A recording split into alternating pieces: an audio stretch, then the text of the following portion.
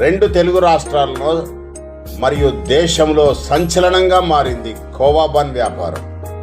ఆంధ్రప్రదేశ్ రాష్ట్రం కర్నూలు జిల్లాకు చెందిన షేక్ వల్లి అనే ఒక ముస్లిం చిరు వ్యాపారి సమ్మక్క జాతరలో ప్రజల ఆకలిని తీర్చడానికి 10 రూపాయలు విలువ చేసే కోవా బన్ను అమ్ముతున్నాడు.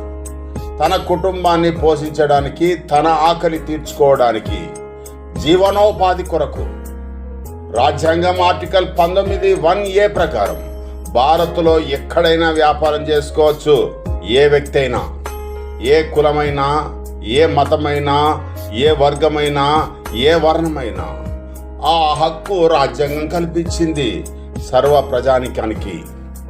షోకాల్డ్ జర్నలిస్ట్, యూట్యూబర్, వారి అనుయాయులు చిరు వ్యాపారి అయిన షేక్ వల్లి అతని రెక్కల కష్టాన్ని అవమానించి దూషిస్తూ అనేక విధాలుగా బాధ పెడుతూ, ఏమవుతున్నావు నువ్వు, ఎందుకు అమ్ముతున్నావు, నీవు 10 రూపాయలకు ఎట్లా అమ్ముతావు అని అతన్ని కన్నీళ్లు పెట్టించారు.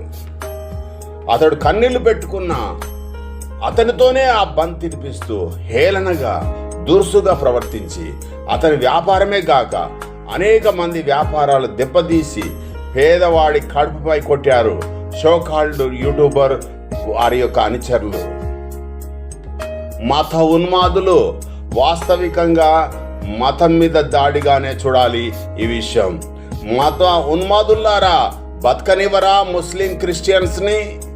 కఠినమైన శిక్ష విధించాలి ఈ చిరు వ్యాపారికి అవమానం జరిగినందుకు, చిత్రహింసలు పెట్టినందుకు.